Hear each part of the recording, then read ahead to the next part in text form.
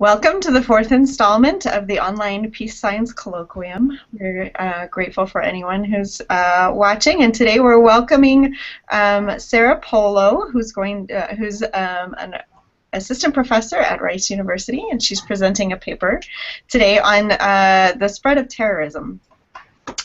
The purpose of the online Peace Science Colloquium is to share new research on peace science, to be able to have a continuing conversation about new and ongoing exciting research in the context of peace science, and to be able to give feedback for ongoing work, and to be able to continue talking about peace science long after the annual meeting is closed. So welcome to everybody. And we'd like to especially thank Sara for presenting a paper today. In addition to Sara, we have 4 discussants who are going to be here to talk about her paper, give her feedback, and maybe talk a little bit about where we should be going in this direction. In particular, we have David Siegel, who's an associate professor at Duke University. We have Navin Bapat, who's an associate professor at UNC, University of North Carolina at Chapel Hill. We have Jessica Braithwaite, who's an assistant professor at the University of Arizona, and Chad Clay, who's an assistant professor at the University of Georgia. So the way this will work is that Sara will give a presentation for 15 minutes so that anybody who hasn't been able to read the paper will be able to get a sense of what's going on. And if you do want to take a look at the paper either during or after this, this meeting today, you can find it on the Peace Science Society's website under the Colloquia tab, either currently on the main page or under archived presentations. And then after a 15-minute presentation, we'll open it up for discussion from our panelists. So I'd like to hand it over to Sara, who's presenting today on a paper entitled How Terrorism Spreads, Information, Emulation, and the Spatial Diffusion of Ethnic and Ethno-Religious Terrorism. Thank you very much, Emily.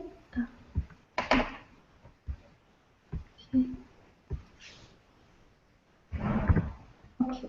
Perfect. Good morning, everyone.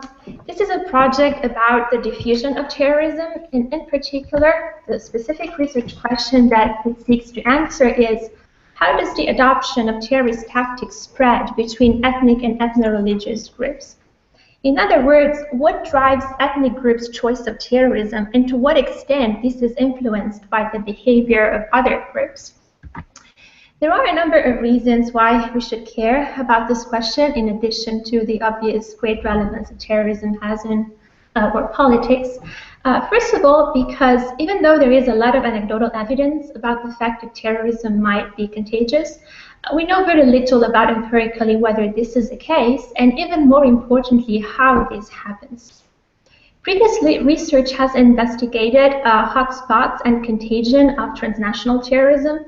But what about domestic terrorism, which is what this paper ultimately focuses on? Domestic terrorism is a type of terrorism where the perpetrators, the victims, and the venue, they all belong to the same country. And this is actually the most frequent type of terrorism.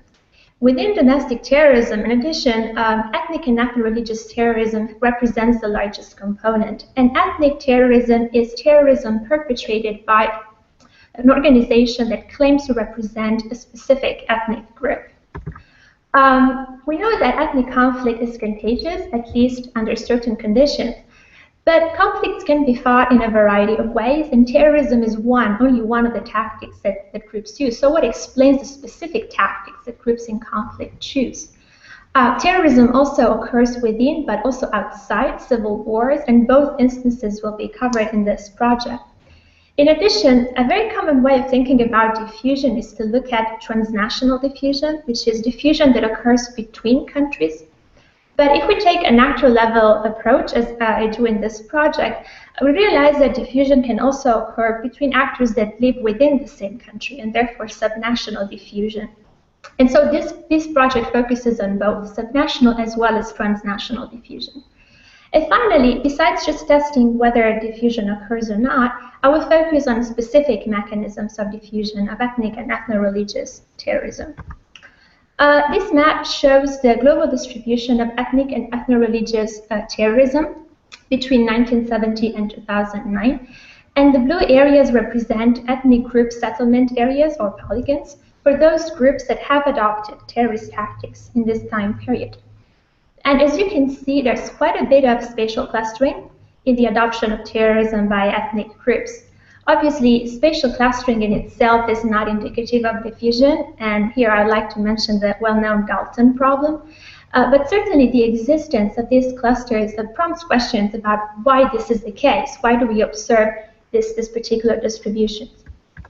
The essence of the argument I'll be making in this presentation and also in the paper is that the decision to resort to domestic terrorism is not just a function of a group's own domestic situations in terms of its characteristics, its motives, its resources, but is also influenced by the behavior of similar groups either in the same country or abroad. And therefore, the choice of terrorist tactics is partly the outcome of a process of social emulation between groups. But for this process of emulation to take place, two conditions are necessary. On the one hand, there has to be some structural similarity between groups, and here I focus in particular on shared political exclusion. But also, there has to be some degree of geographic proximity, even though groups don't need to be direct neighbors. And I will explain in the next slides why these two are important. Terrorism is a form of indirect targeting, and this means that typically the physical targets are less important than the psychological targets that groups are trying to influence. And there's only one possible tactic that groups can adopt. So what explains the choice of terrorism? Models of domestic terrorism usually focus on some combination of motives, grievances, and opportunities. And in the case of domestic terrorism, these grievances and opportunities are often thought of as domestically determined. I argue instead that grievances and opportunities have important external or transnational dimensions because the very existence of some kind of structural inequality between groups in itself is often not enough to lead groups to violent mobilization. And the use of terrorism by a politically marginalized group may produce demonstration effects among other politically marginalized groups. And these demonstration effects are important because they can activate those grievances, heighten the salience of political exclusion, and when grievances are activated, ethnicity can become a rallying factor for mobilization. But also, terrorism by similar groups is important for the opportunity side of this argument because it affects groups' cost-benefit calculations about what tactics are available, what tactics are feasible, and what's the likely success of these. So groups will update their beliefs about available strategies by observing other groups' behavior. This process is based on the strict peer group effects. In other words, groups will emulate the behavior of other groups that they perceive as a reference for them, groups that they identify with. And identification requires some connections between groups. At the very least, groups need to be aware of each other, but mutual awareness is often not enough. And direct interactions, cultural affinity, or ethnic ties, they increase the perception of similarity and therefore strengthen identification. But these types of connections are more likely to occur at a regional rather than a global level. And this is one of the reasons why proximity is important. Proximity is also important because if you compare terrorism with, let's say, peaceful protests and demonstration, terrorism is a more costly and risky strategy that requires specific skills and resources, and therefore having enabling groups that already uses terrorism facilitates the learning of those tactics, joint planning of operation, even allows for the establishment of alliances, and these all increase, in turn, organizational effectiveness. At the same time, though, diffusion is an asymmetric process in the sense that many groups may be exposed to the same external stimulus but do not respond to it in the same way, or some of them may not respond at all. In other words, groups will exhibit heterogeneous responsiveness. For instance, if a group is politically included, even if there is some other similar groups that adopt terrorism for some reason, they will be less likely to emulate just because they don't have strong motives for adopting terrorism in the first place. There are cheaper, less costly ways for advancing their goals if they are in power. And this is to summarize the mechanism of diffusion that I've just described, based on the interaction between political similarity, geographic proximity, and gating factor, which is why at the level of gating factors, why political exclusion is so important. besides similarity. These lead to the hypothesis. I first hypothesized that a politically excluded ethnic group is more likely to use terrorist tactics if other similarly excluded groups in neighboring regions, hypothesis 1A, or in neighboring countries, hypothesis 1B, also use terrorism. And the difference between these two is that the first one, a pulse hypothesis, looks at both subnational and transnational diffusion, whereas the second one is only focused on transnational, so groups between countries, different countries. And the second hypothesis, an ethnic group is more likely to adopt terrorist tactic if its kin in neighboring countries use terrorism, and they are also politically similar, particularly politically excluded. And this hypothesis focuses on one specific type of connection that underlies the role of geographic proximity, which is groups that are part of the same ethnic kin, like the Kurds or the Sunni that are spread in different countries. To test this hypothesis, I conduct a group-level analysis of all politically relevant ethnic groups between 1970 and 2009. So the unit of analysis is ethnic group per country per year. And I also introduced a new data set of ethnic and ethno-religious terrorism by linking ethnic groups in the ethnic power relations with organizations in the global terrorism database, in this latter case, by identifying which organizations have claimed to represent specific ethnic groups, as in the EPR. And so the dependent variable is the use of terrorist tactics per ethnic group year, country year. I also introduced some measures of connections between groups which are necessary to test the mechanism of diffusion. First of all, a measure of geographic proximity, which is done by using the georeference version of the EPR. So for every ethnic group settlement in every given year, I've calculated the minimum distance in kilometers between this settlement and all the other group settlements, and I've used a threshold of 200 kilometers to turn the matrix into a binary proximity matrix. And for political similarity, I've looked at whether in every given year two groups are politically similar, they share the same political status or not. And these matrices are multiplied element by element so that each cell in the matrix represents a combination of geographic proximity and political similarity. This is just to show what ethnic groups look like when plotted. They are just ethnic group polygons look like when plotted. They are just geographic areas. I estimate two sets of models: a Bayesian spatial probit estimated by a Bayesian Markov chain Monte Carlo, and a logic with observational spatial lags, which is a simpler model. The Bayesian spatial probit makes use of this weights matrix that I just described that combines political similarity and geographic proximity, and it's used to estimate the spatial autocorrelation parameter rho, whereas the model with observational spatial lag includes a spatial lag of terrorism by neighboring and politically excluded ethnic groups, temporally lagged. And all models include a spatial lag of terrorism by transporter kin group with similar political status, temporally lagged. I also control for group characteristics, media density, real GDP per capita, level of democracy, and time dependence. Going on to the effects, the tables are in the paper. This is the effect of for discriminated groups, which are the groups that have the strongest motives for terrorism. And this figure shows how the probability of terrorism increases for a discriminated ethnic group if it has at least one neighboring group also politically excluded that used terrorism in the previous year. And this increase in the probability is about 8 times, so it's 8 times more likely. Going on to the effects from the spatial probit, these are a little bit more difficult to calculate, but the basic intuition behind this model is that an increase in the probability of terrorism for one specific group will have indirect effects also on the probability of terrorism for all connected groups, in this case, all groups that are also politically excluded and geographically proximate. And these are called spillover or indirect effects. So here I'm showing what's the effect of a shock to the political status of a group on average towards discrimination. And as you can see, the total effects here that take into account also the spillover effect are almost twice as large as the direct effect, which means that this leads to an increase in the probability of terrorism for the entire neighborhood of the group of about 80%.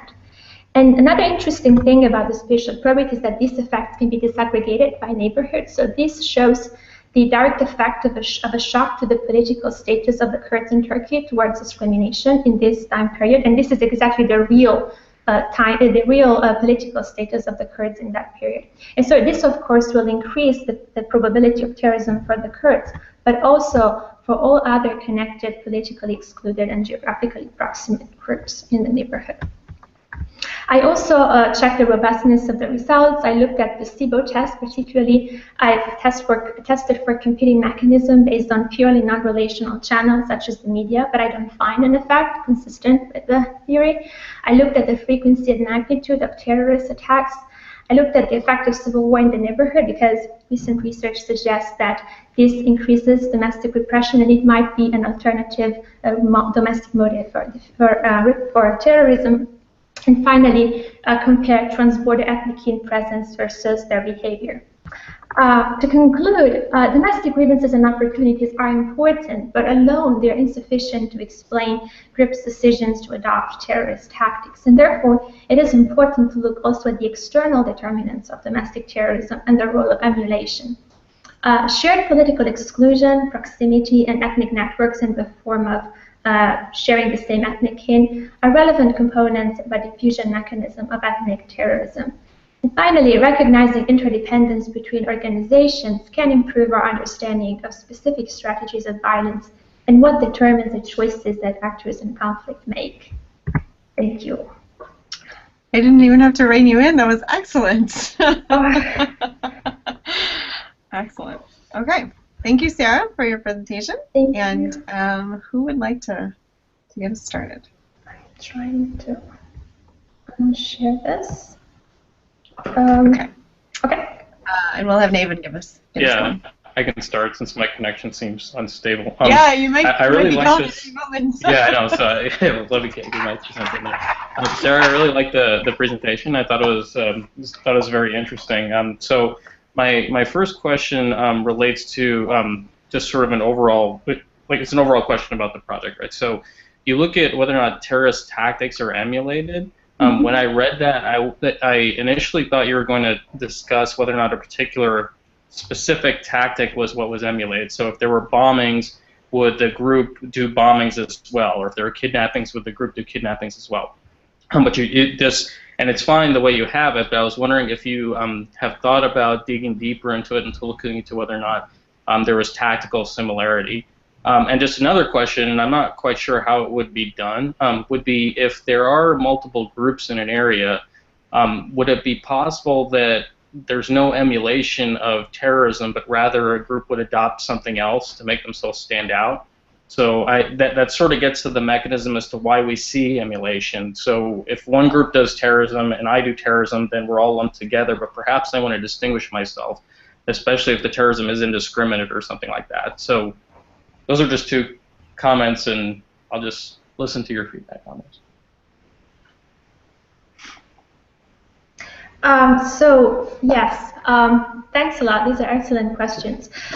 So I've been thinking about actually digging deeper into, for instance, looking whether it's suicide or bombing. I just wanted to start with terrorism because I don't think that terrorism is a conflict. I think it's a tactic. So I just wanted to try and figure out why some of these groups use, because there are some that don't use terrorism at all, right? Because terrorism does have some costs, as you said, especially if it's indiscriminate. And so I wanted to first start looking at what makes some of these groups choose terrorism, and then as a second step look and disaggregate this a little bit more and look at whether there are specific terrorist tactics like bombings, as you said, or suicide that are emulated as well. Regarding differentiation, yes, I mean, in the data, I haven't looked much at this. It seems to me that so if groups want to differentiate, if organizations want to differentiate each other and are part of the same ethnic group, because the unit of analysis is the ethnic group, at the end of the day, it doesn't really matter because I am looking at the behavior of like organizations that claim to represent different ethnic groups. But this is something sort of really interesting. I would imagine that this would basically turn into a negative row coefficient in the model if that was the case, which is not what I find. But it is definitely something that I would like to explore more because I can see why in certain circumstances groups would want to do the opposite. Perhaps I could try to look at specific targeting strategies and therefore whether the type of terrorism that's more costly, some groups may not. So some of my other work looks at actually this, how basically some groups don't have incentives to use terrorism, or they're more selective in their targeting strategies because it's costly. So yeah. Right. Well, just sort of something you might think about in the future is that this result shows that there's emulation of terrorism. But then if you break it down and you do get the negative result, that also indicates something that's also interesting, that groups emulate terrorism, but they choose a tactic to perhaps distinguish themselves from their other ones, right? So there's a more nuanced finding perhaps, and I don't know if that's true or not, but that might be something that's interesting that comes out of it if you dig deeper. I've got a 2-finger from Chad, and then I've got Jess and David. Oh wait, Jess is a 2-finger too, and I think she was first. Sorry, okay, go ahead, Jess. Cool. So I was actually struck by the same thing that Navin was early on. So in the introduction, you use this compelling example of Jabhat al-Nusra using a lot of these specific tactics. So that's what I would love to see the research agenda go in that direction. But I think this is an important first piece of the puzzle to just establish that this type of strategy of anti-government violence does seem to diffuse. And then the next piece can be looking at, do we see tactical diversity? Do we see this kind of outbidding of trying to use different tactics and make more extreme types of attacks in different ways? I think also in terms of just strategic diversity, also thinking about the target types and whether if one group is attacking against government buildings, then do we also see other groups attacking military installations or something, especially if this is within the same state, the same country. Yeah. It might be different if you're looking transnationally or trans-border groups like that. But I also wonder, too, if, the thing that was related to that, so Kathleen Cunningham, Marianne Nadal, and Anna Fruget have this working paper. I guess we probably saw it at ISA on strategies of nonviolence. And I think the discussion that they have in that project might be interesting for you to leverage, too. And also your own work on thinking about the different costs of some of these strategies might be neat to pull into either this paper if that's the direction you want to take it. But I think this general does domestic terrorism diffuse in this way is a useful thing to just kind of establish first and then move in some of these additional directions that complement this project. But I also wonder too if it's useful, and if you've thought about or have already distinguished between terror within civil wars and without civil wars, or outside of civil wars, and whether the tactics we're seeing, the ability of stuff to diffuse, is different in these different conflict environments, and whether terrorism that's happening in the midst of or spurring escalation to civil war might actually deter some groups from engaging in terrorism because they say, actually, we don't want this full-on struggle that we're seeing our transnational ethnic kin having to face. So I'll leave my comments there and let you. Before Sara gets to that, why don't we take Chad's comments since it was. So I mean, my comments were really of a piece with Jess's in a lot of ways. The thing that occurs to me, once again, I think this paper is fine in its own right, in its own focus on terrorism as the dependent variable writ large. The interesting thing that I would like to see you do, and I think this is something you have an interest in. I don't remember if I read it in this paper, if I've seen it in other parts of your work or something, but your interest in other types of tactics, so not just terrorism, but nonviolent protest and other. And I think if you took the quote unquote naive version of the spatial model, I think it would be pretty difficult to do with the Bayesian. But thought of it that way and thought of it as an interconnected set of equations, right? And so then you could very well see, you could actually be testing multiple types of diffusion here, really, right? Where it's emulation in the context that you're using it here, but in that connected regression where you're, say, looking at nonviolent protests, for instance, you might find that negative row for sort of, and that might be attached to sort of the competitive explanation for diffusion there, right? Where it's really groups trying to establish themselves as different from the other groups like them that are engaging in violence. And so that was just an idea for how to sort of incorporate Navin's and Jess's ideas about looking at a broader diversity of tactics, but in this case, not within terrorism, but terrorism alongside organized rebellion, nonviolent protest, and something like that. David, was your comment of a piece of this, or do you want to? It's not, no. Okay, so we'll hold on, David, and let Sara reply real fast. So thanks a lot. Yes. I agree with you. I definitely will think about the work that Kathleen has done about the different cost, resource requirements of different strategies and how they shape the behavior of different organizations. Yeah. Yes, I mean, I would like to sort of bring this work into like a more integrated approach that looks at how maybe sort of the same ethnic organization that claim to represent the same group may pursue some kind of coordinated strategies, but the extent to which maybe rival organizations may want to differentiate themselves. This is more about I would see it first of all as an intra-ethnic group dynamic, but I can imagine also that this can apply to different groups within the same countries and maybe fight against the same government, and they all want concession, right? This is one of the reasons why I try to sort of separate the alternative mechanism of competition in the paper, because especially for groups within the same country, this is a big alternative, and that might actually lead to sort of groups wanting to differentiate themselves and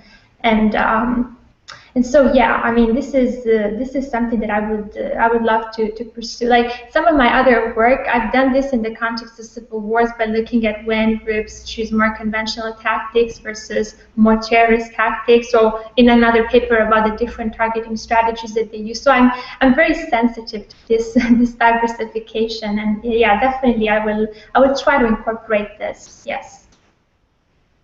Oh, and just, yes, within civil war versus outside. So right now I wanted to have sort of a more unified framework, and I include groups also outside, but it might be interesting to see whether there is difference in behavior or there's something different about groups within civil wars or groups outside civil wars.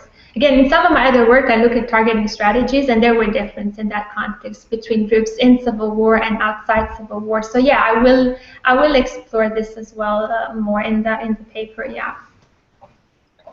David? Thanks. So first, I really like the focus on independence. I like the spatial spread at both structural and spatial, and I think it's a nice sort of addition to it there. And just as a sort of, I don't know, like three-finger thing off the previous stuff, right? I think you can, as everyone else was saying so far, I think you can address some interesting questions of intergroup competition, which usually don't have any mechanism, right? By using the concept of sort of gating that you have there, in which a lot of that gating is actually sort of public opinion gating, right? You don't see mimicry of violence if people don't support the violence, right? So you have that sort of tension mechanism. That's not what I raise my hand for, though. I want to sort of push and suggest maybe that the framing and theory you have doesn't really match the underlying sort of empirical research design. It doesn't seem to match that. But you actually have, right, what you're trying to talk about is, as much as I like network stuff and social movement stuff, personally, what you have here is diffusion of a policy, right? This terrorism is a tactic, it's a policy chosen by groups, right? And all the language you're using is pretty much straight out of the policy diffusion literature, right? It comes directly. I know it's not usually used in sort of the sub-state conflict setting, right? This is sort of an American bureaucracy thing, right? But it's the same exact language. What you have really is you're looking at basically two sort of established mechanisms of diffusion and kind of comparing them. One is learning, but the one you're focusing mostly on is imitation, right? And most of your actual hypotheses are variants of what's the reference group relevant for imitation, right? And it's not. And one of your points is it's not just a geographic issue. It could also be similarities, and they're not structural similarities in the network sense. Structural network similarities are you have similar positions in a network, right? You have similar characteristics that would lead individual groups to mimic other groups, right? So I think one way to sort of frame the paper would be to reframe it as, what we care about is diffusion of this tactic, right? Cross-group. Mm-hmm. To understand that better, we need a couple of things. One is we need to have a good sort of measure of nascent groups that could be adopting, and you do that, and that's great. Right? I think it's a real contribution, and you should play that up even more than you're doing. I think that's an important contribution. The second, though, we need to understand what the reference groups are for the group's imitation or learning, and you can distinguish these things, right? I can point you to Shipper and Bolden, 2008, which is sort of the canonical theories of policy diffusion. And there, you can distinguish tension empirically, and you kind of do it right into the robustness test, right? You distinguish imitation from learning. You can identify which of the reference groups for imitation. And there, I think the language sort of much more naturally sort of leads into your empirical test, because now you're saying, look, this is diffusion. I care about the units that it could be adopting. So I'm going to identify them in this way. I'm going to merge that with the actual actions, which is new, and a contribution by itself. And now I'm going to look at at what different reference groups are for the group's decision-making process in terms of mimic or not. And I find these common behaviors, right? And I think that sort of it makes it a lot easier to sort of understand the theory development, but you don't have to start wondering, okay, what's the structural comparison here? Is this a homophily question? Is this a network diffusion question? What's the network? Is this a network of actual spread, or is it a network of some sort of similarities? Are the similarities just common behavior, in which case it's not really a network, it's just homophilous, right?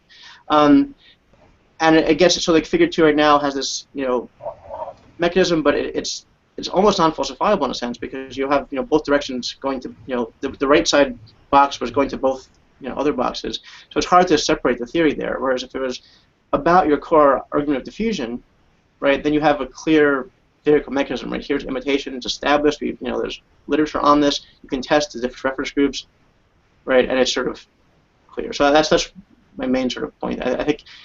I think the paper would benefit from having this sort of, and then also would help you sort of condense the intro to be like faster. Yeah, so thanks a lot. Thanks very much. I mean, I agree with you. I've been trying sort of to account for all different approaches to diffusion. And even though terrorism is a policy, I think that the literature on policy diffusion focuses a lot on effectiveness measures, in terms that when it comes to political violence, often actors don't wait 20 years to see how the campaign ends. So it seems that there are different ways in which actors reason in a way. So I wanted to sort of account for that literature, but the conditions for diffusion in terms of policies seem to be a little bit different than for diffusion of behavior, like of this type of behavior. But I agree with you that we can think of terrorism as a policy, just maybe the conditions under which this policy diffuses are not necessarily the same. Sorry, only some of the diffusion mechanisms require sort of an acknowledgement of how well it worked, right? So if you're going off learning, and that's your proposed mechanism, right, then you could argue, well, you need to really learn how well it worked beforehand, and there's this whole literature on does terrorism work at all, blah, blah, right? That's difficult, right? But imitation is not related to the analysis of how the policy worked. I identify in the state policy diffusion literature, I identify a state that's sort of like my state, and they adopted, so I should too, because we're similar, right? So in the Shippen and Volden paper, they do anti-smoking policy, right? They have no idea how well it worked. Right? They're just responding to sort of, do they adopt it or not, right? The learning mechanism is, do other people adopt it, and therefore do I think that makes sense, right? Economic competition is maybe more learning, but that's not really relevant here, right? So I mean, there's different mechanisms, and you can employ the arguments that are already done there to save yourself some time and sort of. Point is very well taken. Yeah. So I would agree with David in this, and Chad has brought something up like this as well, which is that I think that what seems to be missing, at least. Is a why you would emulate, right? Why is it that you want to follow them, right? You have measures of whether they're similar in terms of their kinship. You have measures of whether they are similar in terms of the amount that they are excluded, but it's not super clear why those things are connected to why they would emulate. So is it that they're emulating because our friends do something like this, and so we should use something like this? But why is it that likeness is something that they should adopt? Or is it that they are right? Chad mentioned that maybe they would want to choose a different tactic so that they could be distinguished, right? So it's not on a prima facie clear why you would necessarily want to look like a group that's just like you, right? Or is it that so what you said in the presentation is that you can see the tactics are available, that they're feasible, that they're successful, but those are very different mechanisms that you would measure in different ways, and that you would see patterns of behavior in very different ways. And so it's not super clear from this initial presentation why it is that you think that people will adopt a similar tactic and the conditions under which that would be the case. Right? So why is it that similarity would make them do that? Right. The way I thought about this is that because actors, especially actors that have some kind of grievances, right? If they want to redress those grievances, if they want to mobilize, they have a variety of ways in which they can do that. And not all groups that have motives, even if the groups that are large enough that they have resources, etc., but not all of those they have used terrorism. Right? Terrorism is one option that they have. And so my thought was that when a group chooses whether to mobilize and how, they are influenced by what similar groups do. So they look for examples. And so if similar groups mobilize, and they mobilize in a certain way, this is why similarity matters, and this is why they would emulate. This was my sort of thought process when Jess, do you want to hit that? Sure. So I think one way that maybe you can distinguish between kind of this mimicry, imitation versus learning might be to, and I don't know how labor intensive this would be, but to try and get at groups that have in past years, maybe 5 years ago or 3 years ago or 10 years ago, used terrorism and saw an increase in their access to power. So your shared political environment, that political opportunity structures where you're both excluded wouldn't be matching up. But you could look at whether the group was previously excluded and saw access to power after they had been using terrorism. So that would point to a learning mechanism. And it might be that other groups have also observed this, so they're starting to use terrorism. So you're still seeing that other groups in your ethnic or ethno-religious group are using that as well, but it's because they've all kind of learned from this previous example that did experience success. So you could try and parse out some of those things empirically if you're able to look at whether groups that were previously using this tactic did in fact see some increase in success. So there is some learning, but potentially also mimicry going on. But that might help you parse out some of that a little bit. I like that idea of trying to look at different options and seeing what are the possible mechanisms and how would you distinguish between them, or maybe they're all at play, right? In the diffusion paper that I wrote a couple years ago, we got lots of pushback on the reviewers as to this mechanism. What is the why on this? And Jess has had it too. So Chad and then Navin. So yeah, I want to tag on to what Jess was just saying. I mean, this is and also just sort of co-sign to everything that's happened since David made his comments earlier, because this was something that came up really big in my read of the paper as well. And so, I mean, I like Jess's idea of looking at where sort of access was gained after several years, but I also know that from my own diffusion work that sometimes it's hard to get at that, and diffusive sort of mechanisms like this, they often have kind of a short shelf life in terms of how long the example hangs around in people's memory. And so another idea might be to look at another concept of success that is perhaps more intermediate than access to the government or success in influencing government policy. And so an idea that I came up with when I was reading this last night is you use media attention at some points in your theory as a possible way that people learn about the use of terrorism, but media attention could also be seen as a successful use of terrorism, right? And so terrorist events that receive more attention by groups that are more like you may be seen as more successful. And so that might be a way of sort of pulling apart general emulation of groups that are nearby. So you hear about it because they're nearby, but and they're a lot like you in terms of how the government treats them, so you emulate them, versus groups that are nearby and they receive a lot of attention for using terrorist tactics. That might be seen as a more successful tactic, since in many cases we do tend to view publicity as sort of I mean, terrorist activity as publicity seeking, right? So that might be one way of thinking about an intermediate measure of success that would allow you to sort of test the learning mechanism against the emulation one.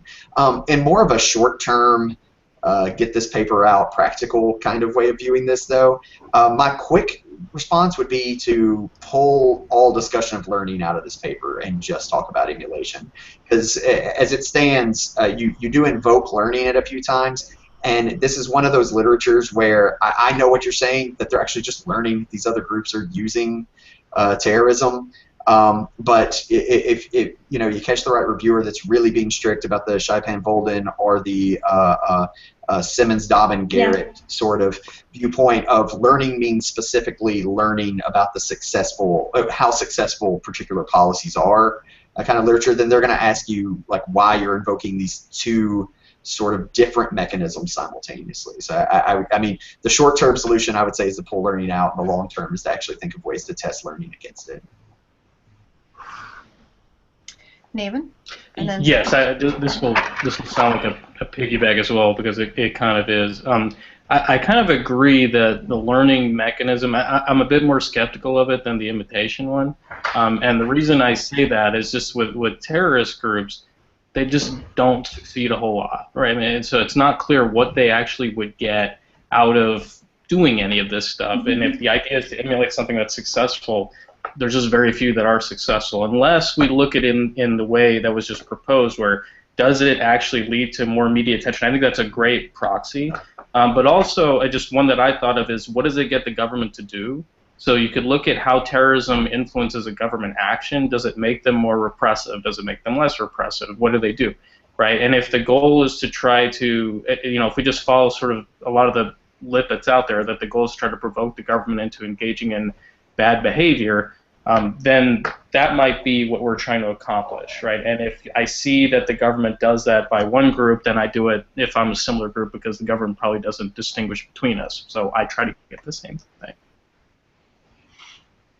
Yeah, just to say that regarding this, I do it exactly that in another paper where I look at how terrorism provokes. No, but it's right. I believe that that's one of the things that happen as well, and this is one way in which, you know, success can be measured. And in that paper, it's linked to, you know, groups that are, you know, don't doing very well on the battlefield in civil war. And so, yeah, I think you're right. Yes.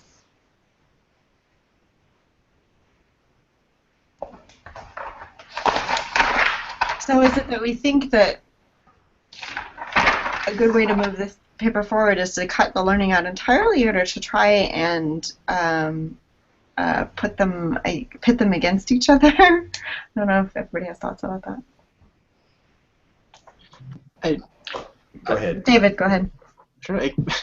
I mean, I guess there's enough there. I mean, and most hypotheses are related to sort of distinguishing reference groups for imitation, but it seems like trying to put them together in the same paper is difficult, right? I mean, one paper could be identifying the relevant reference groups for imitation, and then another could be, you know, how does learning process with different possible metrics of learning, right? Is it media attention? Is it success? How do you measure success? I mean, these are all bigger questions that I'm not sure you can fit in a single paper. So it seems like trying to do that would just open up more criticism possibilities from, you know, reviewer too.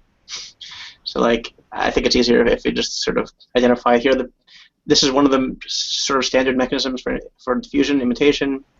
It's particularly useful for terrorist groups, as you noted, because they're not going to get necessarily great information on outcomes, but they do have information on who does what, and you can use that to, you know, to identify sort of the relevant reference groups here. Chad? David said exactly what I think is the to the degree there's a right answer here, the answer I would have gone with here. So I think that's right. I do have if anybody else has something on this, they should go ahead. I have at least one more framing question. Why don't you go ahead, Ted? Okay. So this one is something that didn't come up in the presentation, so anybody watching that hasn't read the paper, well, one, just go read the paper, but because you should, and it's a good paper.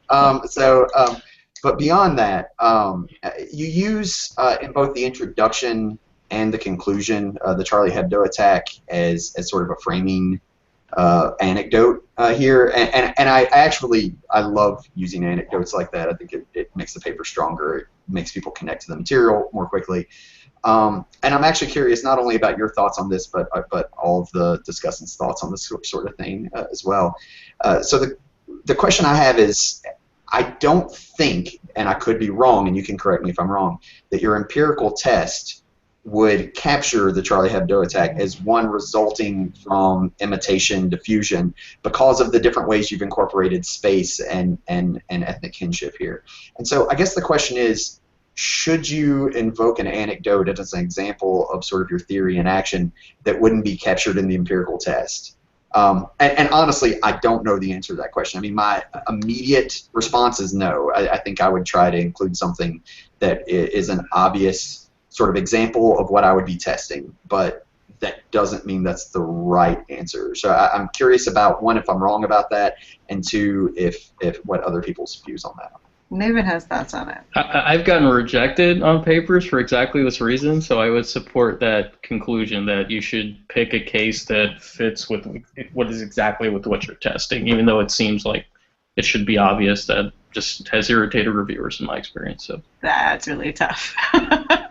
I don't mind an example that doesn't perfectly fit exactly what you're doing, because the purpose of the example is to kind of get you thinking about these processes in a general sense. But if you could have an example that would better fit your test, that's all the better.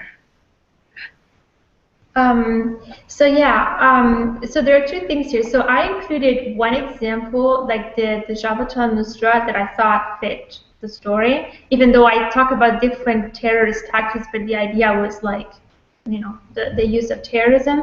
Yeah, I'm aware that the Charlie Hebdo, because of this measure of proximity that I have, does not necessarily fit, even though it's kind of interesting that some of these individuals, they got radicalized, not really over the internet. Some of them physically went to Syria, or so it's not just purely non-relational or non-spatial, but it's very difficult to capture. And I agree, this doesn't perfectly fit the analysis. The reason why I used it is because this is a typical example of what we would call domestic terrorism, because nationality of perpetrators, victims, venue, etc., same country, but you cannot really just focus on France and what's going on in France without looking at external events or external sources of radicalization to understand this phenomenon. So the linkage was not so much for this particular case. You know, this is a perfect example of the theory. Maybe Jabhat al-Nusra is much better, but it's sort of like it links with the general sort of idea that I'm trying to convey, that domestic terrorism is not only 100% domestic, but there are external factors that lead to it. So this is the reason why I used it. But if you think I should take it out, then probably I'll do, because I don't want to annoy anybody. And I understand that it might be, you know, annoying if you think, okay, but why do you have that? Yeah, and to be clear, I'm not suggesting that that is a rejectable offense. This is, once again, me thinking practically about the paper, and like Navin said, just thinking like, I like the way David put it, what could reviewer 2 possibly bring up as a silly reason to reject the paper, and this might be one. So. Right, I'd concur with that. I don't see it as a rejectable offense, but somebody out there does. Apparently somebody does. That's not a bad idea. I'd like to make sure we have plenty of time to talk about the empirics if anybody has comments on those specifically, but if, you know, feel free to obviously raise things about the theory if you still have things on your mind. Jess got some. So I find many of the tests quite compelling. I will put in a plug for you to sell your original data collection a lot more than you do. I think there's like 3 sentences, and I know that you did a heck of a lot more than 3 sentences worth of data collection in terms of identifying these groups and making these connections ethnically, and in terms of the tactics that they're using. So what are some of the questions? You know, I'd like to know kind of how many actual organizations that you're looking at in terms of the whether they're being self-proclaimed or whether their ethnicity is being ascribed to them by outsiders. I don't know. I had a slew of questions that I will email you with, but definitely you don't have to respond to this, but I'd love to hear more about the data and just getting descriptive statistics of, you know, stuff like that, and some of the sources that you were using to identify some of these things, and sell it more, because I'm sure that was one heck of an undertaking for you. Yeah. Do you want to respond to any of that? No. I will definitely do that, and I will also want to have an entire section of the appendix that details the data collection procedure, the coding rules, and provides the list of organizations as well. So yeah. I will try to sell the data collection better too. Just a quick question on that point. We actually had a question posted to the Google Class page that's relevant at this point. And he says, Sara, did you consider the Kurds in Iran, Iraq, Turkey, Syria as separate groups? Like, what constitutes a separate group? If they cross borders, are they a separate group even though they're the same ethnicity? Could they not be considered a homogenous ethnic group and therefore be expected to act more or less the same? Or are we actually seeing emulation in those cases? Shall I respond? Yeah, go for it. Okay, yeah, so and then I got David. Yeah, so the way I did it, I looked at actually specific organizations that claim to represent the different groups. So there are organizations like Kurdish organizations in Turkey. They have a name, they fight against the Turkish government, but then there are others in Iraq, for instance, they have different names and different goals, and same for Iran. And now Syria as well. So of course they are connected, but I look at specifically whether there are different organizations. And then when I aggregate at the ethnic group level, these ethnic groups, at least in the EPR, they are distinguished by countries, and oftentimes they even have a different political status. So this is how I basically differentiate them. And so you do expect them to be emulating and not choosing the same tactic because they're the same group. Yeah, no, exactly. I mean, there are cases where this doesn't happen. Okay. All right. Sorry, I cut myself off. David. Before we leave the theory part, I just wanted to have two small points. One earlier people brought up sort of the terrorism sort of tactical, like copying, not like within terrorism, copying tactics, right? If you were to sort of just address that you do it elsewhere, you could reference sort of the Terrorism Alliance literature on that, right? Just to sort of bring in that group. The other issue, I also want to repeat the really good advice to like play up your data collection, because I think that's important. The last sort of theory thing is on the gating issue. I think that's important and true, and also really hard not to have it sort of open up the question that everything is possible, right? So I think it's very easy, particularly for reviewers, to identify, okay, well, if this is a gating mechanism that can stop this from working, right? Then I can have any outcome distribution I want if I just assume there's different gating things there, right? And it's very difficult to assess empirically all the possible gating mechanisms, right, to get at that. So it in a way, it kind of leaves yourself open to getting, picked on from like a reviewer saying, like, okay, what about this? What about that mechanism? What about that mechanism? Shouldn't this matter? Shouldn't that matter? Right? And I'm not sure it's. I mean, I think it's true. So I think it's good to include that, but I'm not sure you need to include that as part of the sort of theoretical description, right? I mean, it's certainly the case that there'll be sort of situations which make it more or less likely to diffuse, right? Mm-hmm. But as long as these are sort of independent or randomly distributed relative to the core diffusion issue, right? Which they might not. But as long as you can make the argument, you don't actually have to include that. They might have some, I don't know, random error attached to your diffusion. But I think maybe focusing on the diffusion part itself is a cleaner argument, and it leaves yourself less open to questions. Well, what about this other? You list a couple of factors, but just take the repressive regime one, right? That was a permissive one, right? That's great, but then there's a whole literature on censored data in autocracies, terrorism autocracies, right? Mm-hmm. And that immediately is a new thing. It's not really relevant to your question at all, right? But I see that, yeah. It gives a reviewer a chance to sort of be unhappy with that, right? So if you just sort of make it known you understand, right? But on average, the diffusion will work, the mimicry will work, right? But maybe less. Yeah. Yeah. So I agree. So what I was thinking actually, because I do see that I've been thinking about other possible gating factors, and so what I was thinking actually is of moving the relevance of exclusion, instead of thinking of it as a gating factor, we're putting into the identification part. So moving it into instead of talking about political similarity, to think about political similarity, but in terms of political exclusion, because that incorporates the motives too, and then I don't have to go into the gating factor then. Yeah, well, Would that be... political exclusion is really part of your reference group. Right? Yeah. You can incorporate that into the theory part itself, and not have to worry about sort of the gating mechanism that could make sometimes there's an idiosyncratic factor that makes it not relevant, right? Mm-hmm. Yeah. No, absolutely. Yeah, I'll do that.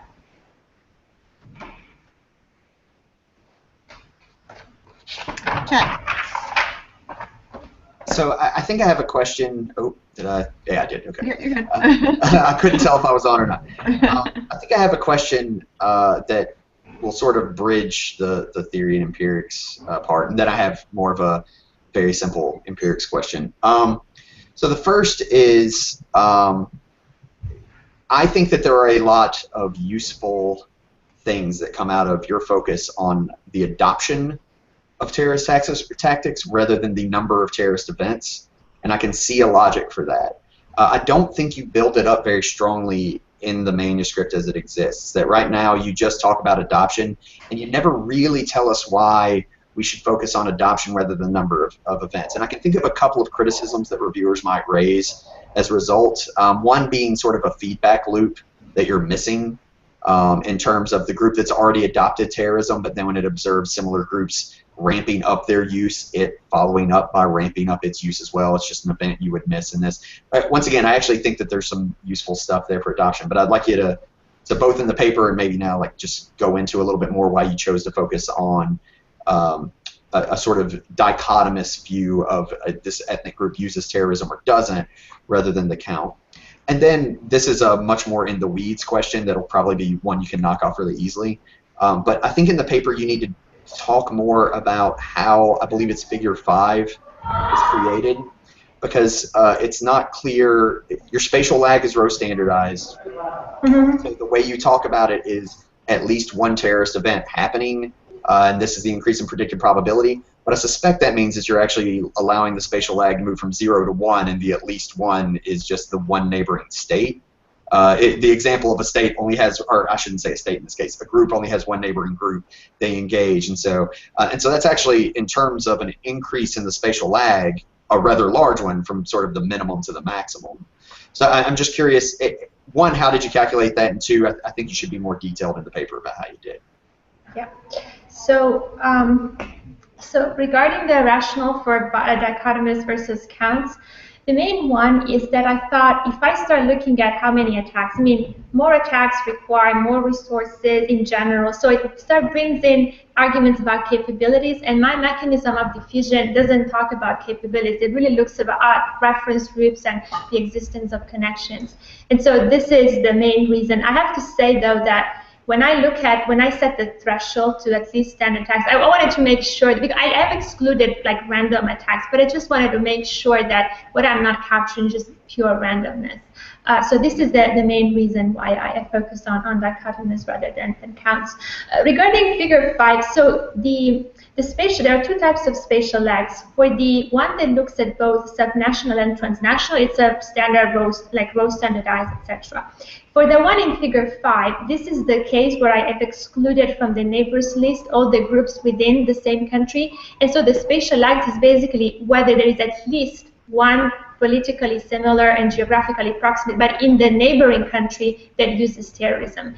So I wanted to exclude, and it was difficult then to have a different type of an additional binary contiguity matrix. So I've literally, the variable itself is whether there is at least one or not in the neighboring country. And I've used that particular model for that figure because I wanted to exclude possible cases of competition. So I did not count the effect of groups within the same country, because I thought maybe somebody says, okay, but what if they're actually competing with each other? So I wanted to set use the sort of the hardest test, and that's why it's a 0-1. But that is actually a 0-1. So this is why I said at least one. Yeah. Yeah, no, I think that makes perfect sense. I would just be really explicit. No, about I will. Yeah. That this is a 1 unit increase in that. Yeah.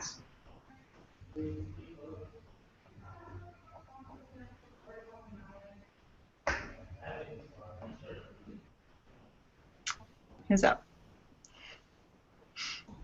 Did I miss somebody's finger? I mean, I have more. Go for it, Sarah. Go for it. Another question. I mean, so this is sort of about the paper overall. I think one problem that you're going to have on submission of the current version of the paper is it's probably a bit too long to submit to a lot of outlets. I don't think that that's an insurmountable problem. So in the introduction, I think you bring up a lot of stuff that comes up again later in the paper. I might just slim down the introduction a lot. The reason I bring this up right now, though, is because you'll get my notes later, and they mention some of this stuff. But the other thing I think you want to do is you have a lot of results in the empirics here, and I actually think they're all really impressive and really cool. And I actually have done less with the Bayesian spatial model and was really interested in how you did that, and that was fun. But I think on submission, you're going to have to think a little bit more about precisely which models and which figures put your best foot forward. And personally, I don't have a ton of guidance on that. I think the Bayesian model is incredibly interesting. I also don't know that we learn a whole lot more from it than we do from the naive model, other than you bring up the indirect effects, which I think are interesting and are much less interesting if you try to pull them out of the naive spatial lag, because then it's just this weird temporal daisy chain that you're pulling out, and it's not actually capturing what you're interested in.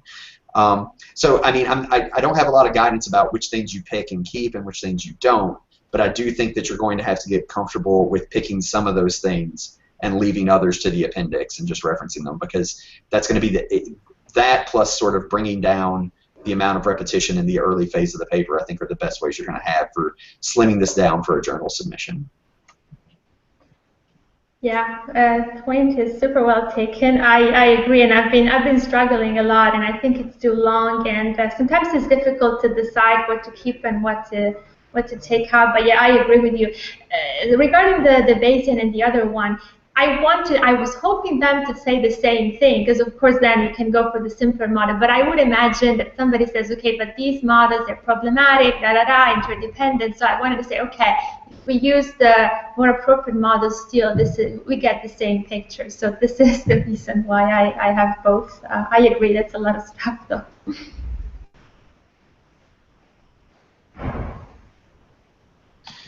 I don't know if you, so earlier it was mentioned that you might look at the specific tactics that they might be emulating. And so if you're already really long, you may want to save that for a second paper. But at the same time, having that in there may increase the impact of what you're getting here and the claims that you can make. So I don't know if you want to play with it, and then if you decide it's too much, then you don't put it in this one, and if it's not, then you put it in to try and increase the impact, right? I don't want to increase length. I want to increase visibility of the project. Navin, did you have something? I was going to say, like, if you're concerned about someone's not going to like one version of it, footnotes can help you with that. So you can say, I ran it this way, and please see the appendix. I think packaging-wise, you're best off just presenting what you believe to be your best results that are most intuitive to the reader, because that's what's going to get you the general audience. Someone that really is going to focus on these details will probably go through the appendix if you make that available, which will happen at review time. But in terms of the packaging and making it appealing to getting it to the journal, because the editor is just going to care, is this interesting? So I think you're better off presenting your best results and then footnoting and say, I ran it this way, I ran it this way, I ran it this way, and then have all of that in the appendix. That'd just be my 2 cents.